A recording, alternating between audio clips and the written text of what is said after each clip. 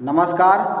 आप सभी प्रशिक्षुओं का Sai college of teachers training Onama के ऑनलाइन क्लासेस में स्वागत है। इस वीडियो में हम बात करने वाले हैं बीएड प्रथम वर्ष के पेपर कोड EPC 2 यानी कि इन्हेंसिंग प्रोफेशनल कैपेसिटी EPC 2 के आपके यूनिट 1 अध्याय से। आप सभी को पता ही होगा, आपके यूनिट 1 में हमको पढ़ना है drama as performing art. Unit 1 में हमको पढ़ना है प्रदर्शन कला के रूप में नाट्य, यानी कि drama as performing art. Drama as performing art के अंतर्गत हम इस वीडियो में जानेंगे फॉर्म्स ऑफ ड्रामा। ड्रामा के कितने प्रकार होते हैं, नाटक के स्वरूप कितने होते हैं। एक होता है सोलो एंड दूसरा होता है ग्रुप, यानी कि एकल एवं समूह। नाटक के दो प्रकार होते हैं, दो रूप होते हैं। एक होता है सोलो, जिसको हम लोग कहते हैं एकल, सोलो को हम हिंदी में कह सकते हैं एकल, एवं दूसरा होता है ग्रुप, जिसको हिंदी में कहते हैं समूह।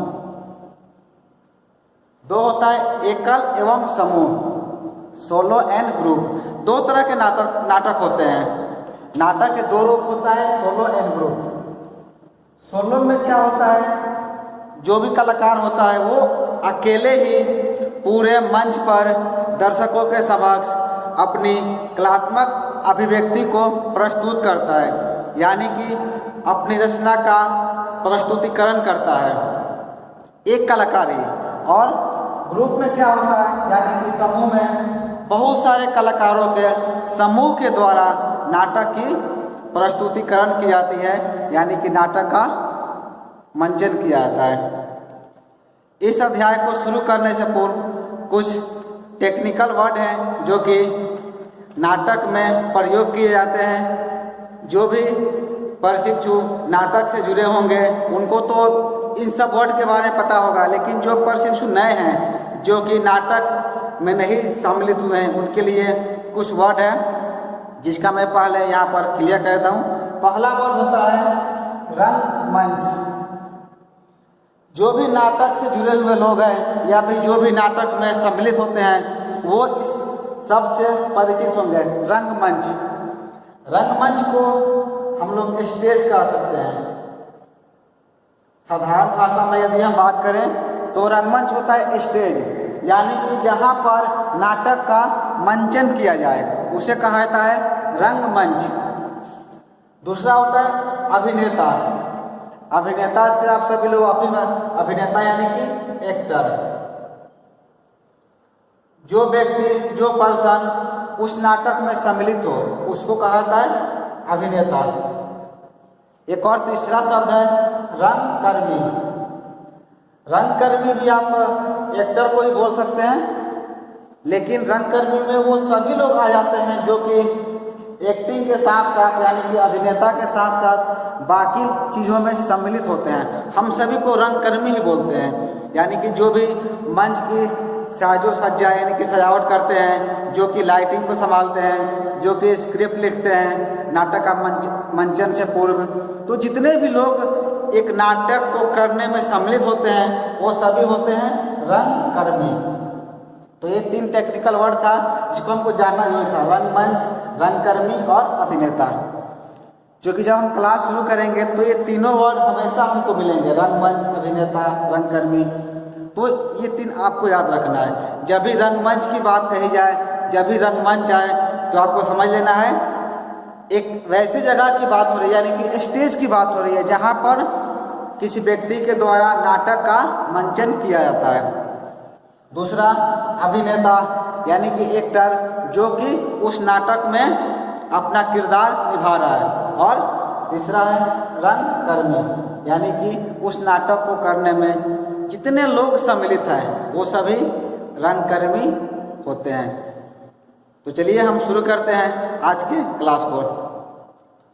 क्योंकि ये EPC 1, EPC 2 के आपके यूनिट 1 का दूसरा वीडियो है। पहले वीडियो में मैंने चर्चा किया था नाटक क्या है, नाटक कला किसे कहते हैं। और आज हम जानेंगे फॉर्म्स ऑफ ड्रामा। ड्रामा के 2 प्रकार होते हैं, सोलो एंड ग्रुप। रंगमंच जो होता है अभिनेता का एक माध्यम है। अब माध्यम का अर्थ होता है यानी कि हम एक कलाकार हैं, मान लीजिए हम कलाकार हैं, तो कलाकार हैं तो किस विधा के कलाकार हैं, यानी कि हम विजुअल आर्टिस्ट यानी कि चित्रकार हैं। तो यदि हम चित्रकार हैं तो मेरा माध्यम हो गया ब्रश, कलर, यानी कि हम ब्रश और कलर के माध्यम से अपनी भावनाओं की अभिव्यक्ति करेंगे। यदि आप साहित्यकार हैं तो आपका माध्यम हो गया कलम और पेज, यानी कि उन दोनों से आप अपनी भावनाओं की अभिव्यक्ति करते हैं। यदि हम रंगमंच की बात करते हैं यानी कि स्टेज की बात करते हैं तो हमें ये महसूस होता है कि रंगमंच में एक अभिनेता की यानी कि एक रंगकर्मी की जो है अलग पहचान नहीं बन पाई है, क्योंकि ये थोड़ा जटिल सवाल है। जब भी हम बात करते हैं रंगमंच की तो एक रंगकर्मी की या एक अभिनेता की जो अलग हम पहचान की बात करें तो कुछ को छोड़कर बहुत ज़्यादा इसकी पहचान हमें नहीं दिखती है। और इस पहचान के बिना रंगमंच की पहचान भी संभव नहीं है। शायद यही कारण है कि पहचान के बिना ही बहुत से लोग इस चीज़ों को समझ नहीं पाते हैं कि रंगकर्मी क्या है, रंगमंच क्या होता है। उन्हें बस 2-3 चीज़ ही ध्यान देता है, बस एक्टर को जानते हैं, लेकिन उसके साथ बाकी चीज़ें जो हो रही है उनसे वो वाकिफ नहीं होते हैं, क्योंकि ये सब चीज़ें हमारे आसपास ही होता है। हम प्रत्येक दिन सब चीज़ों से वाकिफ होते हैं, लेकिन इसको समझने का कभी प्रयास नहीं करते, कभी जानने का कोशिश नहीं करते हैं। एकल अभिनय जो होता है वो पूरी तरह से एक अभिनेता का रंगमंच होता है। जब भी एकल अभिनय की बात आती है, सोलो शो की बात आती है, तो जो रंगमंच है यानी कि जो स्टेज है वो पूरी तरह से एक अभिनेता का रंगमंच हो जाता है, क्योंकि वो अकेले ही पूरे रंगमंच पर प्रत्येक व्यक्तियों का किरदार निभाता है। यह एक अभिनेता को उसके द्वारा अर्जित अनुभव, कार्यदक्षता और कल्पनाशीलता के प्रदर्शन का स्वतंत्र अवसर उपलब्ध कराता है। एक आर्टिस्ट के लिए, एक अभिनेता के लिए जो भी उसका कार्य अनुभव है, जो भी उसके अंदर दक्षता है, जितना उसका नॉलेज है, उसको प्रदर्शन करने का ये भरपूर मौका देता है। क्योंकि यदि स्टेज पर मान लीजिए कि 20 या 25 लोग एक साथ प्रदर्शन कर रहे हैं तो शायद उनमें से कुछ को ही या 2-4 को ही आप देख पाते हैं या जज कर पाते हैं। लेकिन यदि मंच पर एक अकेला आर्टिस्ट, एक अकेला कलाकार, एक अकेला अभिनेता यदि प्रदर्शन कर रहा है तो पूरी भीड़ यानी पूरी दर्शकों की भीड़ उसको देखती है। तो ये कब संभव है? जब उस अभिनेता के अंदर अनुभव हो, कार्य दक्षता हो, तब जाकर के इसको पूरा कर सकता है। इसे हम लोग जादुई शक्ति भी कह सकते हैं, मैजिकल पावर भी कह सकते हैं इसे, क्योंकि यह रंगमंच का एक प्रतिष्ठापित करता है, रंगमंच को प्रतिष्ठापित करता है। अकेले ही पूरे रंगमंच को वो संभाल कर रखता है। एकल नाट्य, जिसको हम लोग एकल अभिनय भी कह सकते हैं। आप सोलो को यानी कि एकल नाट्य को एकल अभिनय के नाम से भी जान सकते हैं। किसी भी स्तर पर सामूहिकता का निषेध नहीं करता, बल्कि यह सामुदायिक जीवन का एक अंग है, क्योंकि व्यापक दर्शक समुदाय को वो संबोधित करता है। इन दोनों में कभी भी विरोधाभास नहीं होता, यानी कि सोलो अपना अलग है और ग्रुप अलग है। ये कभी एक दूसरे को विरोधाभास या कभी भी एक दूसरे को निषेध नहीं करता है। दोनों का अपना अलग फॉर्म है, दोनों का अपना अलग शैली है। बस आप यूँ समझ सकते हैं कि नाटक को प्रस्तुत करने का एक प्रकार है। एकल अभिनय भले ही हमें देखने में सरल लगता हो, आपको ये लग रहा होगा कि यदि कलाकार अकेला है तो उसके लिए तो बहुत चीज़ें आसान हो जाती है।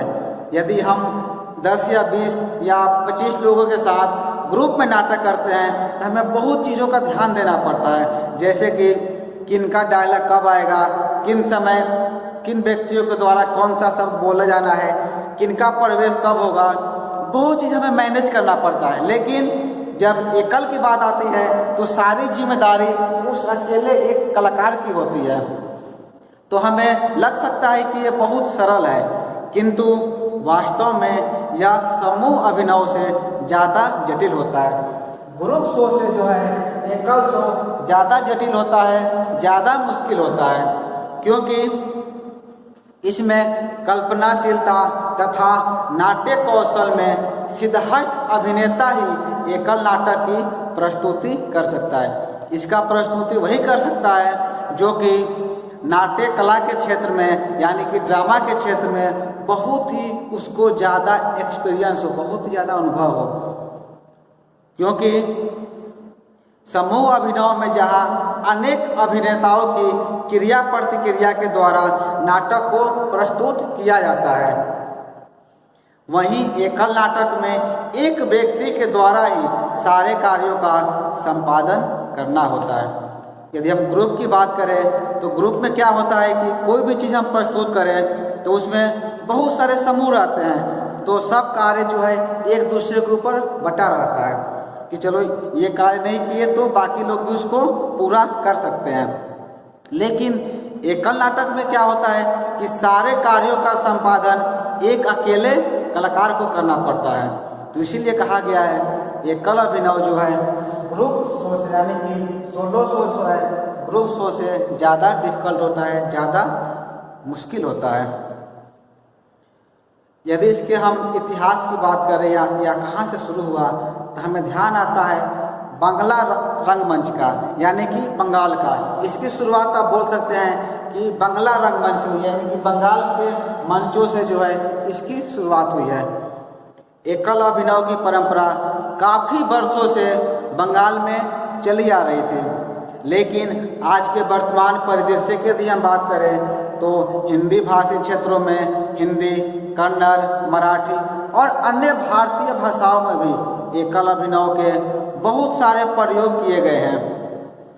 ग्रुप नाटक जो था यानी कि ग्रुप शो जो होता है वो बहुत दिनों से प्रचलित था, लेकिन एकल शो यानी कि सोलो शो जो है बहुत ज़्यादा हर क्षेत्रों में प्रचलित नहीं था। इसका ज़्यादा मंचन जो है बंगाल में होता था। लेकिन आज के परिदृश्य की यदि हम बात करें तो इसमें हिंदी के साथ ही साथ और भी कई भाषाओं जैसे कि कन्नड़, मराठी और अन्य भारतीय भाषाओं में भी एकल अभिनव के प्रयोग किए गए हैं, यानी कि एकल अभिनव किए जाते हैं। और यदि हम बिहार की बात करें तो बिहार के परिप्रेक्ष्य में यदि हम देखते हैं तो हम पाते हैं कि पटना के अनेकों रंगकर्मियों के द्वारा एकल अभिनव के क्षेत्र में उल्लेखनीय कार्य किए गए हैं। पटना के बहुत से ऐसे कलाकार हैं जो कि एकल अभिनव के क्षेत्र में यानी कि सोलो शो करके बहुत ही उन्नति को प्राप्त किए हैं। और पटना में भी सोलो शो के नाम से बहुत सारे जो है मंचों पर इसका प्रदर्शन किया जा चुका है। मुझे याद आ रहा है पटना के एक वरिष्ठ रंगकर्मी हैं जिनका नाम है राजवर्धन। उन्होंने जो है सोलो शो बहुत ही ज़्यादा किया है। यहाँ हम उनका एक छोटा झलकी देखते हैं जिससे आप समझ सकते हैं कि एक सोलो शो जो है यानी कि एकल अभिनव जो है एक कलाकार कैसे संपादित करता है। तो चलिए हम देखते हैं वीडियो को और समझते हैं। मैं रामू, तेलनपुर का रामू, पहचाने मुझे? मेरे घर में मैं और मेरी माँ रहा करती थी। माँ का प्यार क्या होता है जानते हैं ना आप लोग? मुझे याद है बचपन की वो दिन जब मैं स्कूल नहीं जाता था और मेरी माँ मुझे घसीट के स्कूल लेके जाती थी, तो तब मैं रात को नाराज हो जाता, माँ के पास जाता भी नहीं। तो माँ मेरे पास आती और मुझे पुकारती, रामू, अरे ओ रामू, अरे तू यहाँ बैठा है, मैं तुझे पूरे घर ढूंढ आई। देख तो मैं तुम्हारे लिए क्या तो बनाई हूँ। नहीं तुम गंदी माँ हो, मैं तुमसे बात नहीं करूंगा। तुम मुझे रोज स्कूल भेज देती हो। मुझे स्कूल नहीं जाना माँ, मुझे स्कूल नहीं जाना। अरे बेटा, स्कूल नहीं जाओगे तो फिर डॉक्टर कैसे बनोगे? बनना है ना डॉक्टर, चल एक आज मैं तेरे लिए पूरी बनाई हूँ। और मैं सारा पूरी खा जाता था और रात को माँ की गोद में सर रख के सोता भी था। समय बीतता गया। अब मेरे घर में एक पंडित आने लगे। वह रोज आते, घंटों बैठते, घंटों हमारी माँ से चिपड़ी चुपड़ी बातें करते। मुझे समझ नहीं आता था वो क्यों आते हैं, और मेरे हाथ में 5 रुपए देकर मुझे बाजार भेज देते थे। फिर अब वो पंडित मेरे घर नहीं आते हैं। समय बहुत बीत गया था, मैं बड़ा हो गया था, और एक दिन मेरी माँ बहुत बीमार पड़ गई। मैं माँ के पास गया। माँ क्या हुआ तुझे? माँ तू चिंता मत कर माँ, मैं अभी उस पंडित के पास जाऊंगा और दवाई लेके आऊंगा तो ठीक हो जाएगी माँ, तो चिंता मत कर। नहीं रामू, तुम उस वैद्य के पास मत जाना। नहीं माँ, तू बहुत बीमार है माँ, मैं वैद्य के पास जाऊंगा, दवाई लाऊंगा तो ठीक हो जाएगा। रामू, तुझे मेरी कसम रामू, तुम उस वैद्य के पास मत जाना। ऐसे में तो मेरी माँ मर जाएगी। नहीं, मुझे वैद्य के पास जाना होगा। मैं भागे वैद्य के पास गया। वैद्य चाचा मेरे घर चलो। वैद्य चाचा, मेरी माँ बहुत बीमार है। वैद्य चाचा मेरे घर चलो। वैद्य चाचा, मैं आपके पाँव पड़ता हूँ। वैद्य चाचा मेरे घर चलो। वैद्य चाचा मेरे घर चलो। नीच जात के औलाद, तुम्हारी इतनी हिम्मत कि तुम मुझे छुआ है? उठा के बाहर फेंको से। नहीं वैद्य चाचा मेरी माँ मर जाएगी। वैद्य चाचा मेरी माँ मर जाएगी। वैद्य चाचा मेरी माँ मर जाएगी।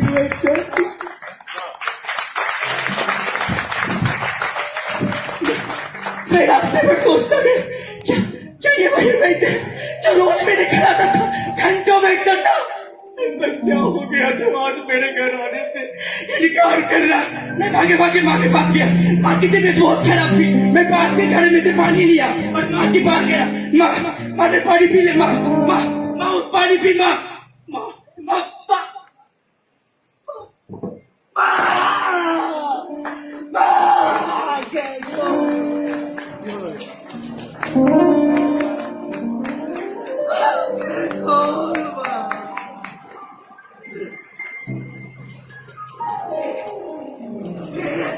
के सामने मेरी माँ मर चुकी थी।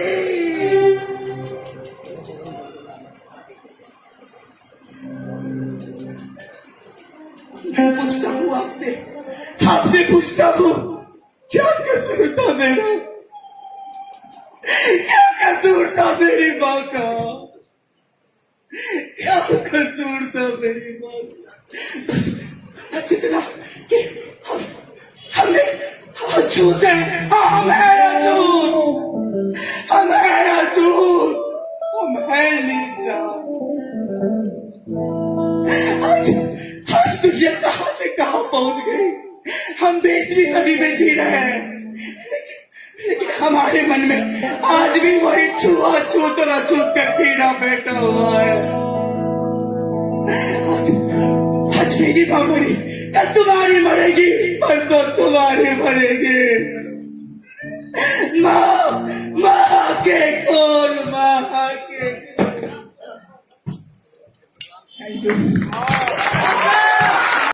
अभी आपने वीडियो में देखा कि कैसे एक अकेला रंगकर्मी, एक अकेला अभिनेता कैसे कितने लोगों की एक्टिविटी को पूरा कर रहा है। यानी कि एक ग्रुप नाटक में, ग्रुप शो में जितने भी लोग पार्टिसिपेट करते हैं उन सब का वो अकेले ही मंचन कर रहा है सोलो शो में। तो सब कहते हैं एकल अभिनव, एकल नाटक। यानी कि एक व्यक्ति के द्वारा ही सारे व्यक्तियों के किरदारों को निभाया जा रहा था, जैसे कि मैंने अभी वीडियो में देखा, आप सभी ने भी देखा। रंगमंच एवं रंगकर्मी के लिए किसी भी नाटक की प्रस्तुति जो है एक जैसी ही होती है। जो भी जो है रंगकर्मी होते हैं उनके लिए जो नाटक की प्रस्तुति जो होती है वो एक जैसी ही होती है। इसीलिए एकल अभिनव एक सामान्य नाटक की तरह ही होता है। बहुत लोग को ये लग रहा होगा कि एकल नाटक में कुछ अलग होता है। जैसा कि आप वीडियो में भी देखे अभी, इसमें कुछ अंतर नहीं होता है। जो भी कहानी है, जो भी स्क्रिप्ट है, सब कुछ वही रहता है। अंतर बस इतना रहता है कि सारे किरदारों का मंचन जो है एक व्यक्ति के द्वारा ही किया जाता है। ये नाटक भी सामान्य नाटक की तरह होता है, जिसमें अकेले अभिनेता के अतिरिक्त दूसरे अभिनेता की उपस्थिति आवश्यक नहीं होती। यानी कि एकल शो में एक अकेले अभिनेता ही सारे अभिनेताओं का किरदार निभाता है। इसमें किसी और दूसरे अभिनेता की आवश्यकता नहीं होती है। और इसकी सफलता भी इसी में है कि दर्शकों को किसी भी पल किसी अन्य अभिनेता के ना होने का एहसास ना हो। जैसे कि आप वीडियो में भी देखे होंगे, इसमें हमने क्या देखा कि जैसे जब वीडियो शुरू हुआ, जैसे नाटक शुरू हुआ और नाटक जब एंड हुआ, तो हमें कहीं भी ये महसूस नहीं हुआ कि इस नाटक में और भी किसी दूसरे किरदार की आवश्यकता थी। एक व्यक्ति के द्वारा ही पूरे किरदारों का बहुत ही बेखूबी से अंकन किया जा रहा था। एकल अभिनव को जो है रंगमंच के एक प्रकार अथवा एक शैली के रूप में दर्शकों को स्वीकृति भी मिल रही है, जो कि रंगमंच के हित में है। यदि हम वर्तमान की बात करें तो जितनी प्रसिद्धि हमारे ग्रुप शो को मिली थी, उतनी ही प्रसिद्धि आज सोलो शो को भी मिल रही है। यानी कि दर्शक जो है ग्रुप शो के अलावा सोलो शो को भी बहुत ही ज़्यादा पसंद कर रहे हैं, जो कि कहीं ना कहीं एक रंगमंच के हित में है। यानी कि रंगमंच के फायदे के लिए लोग इससे भी धीरे धीरे जुड़ रहे हैं। तो हमने इस वीडियो में जाना नाटक के स्वरूप, एकल एवं समूह।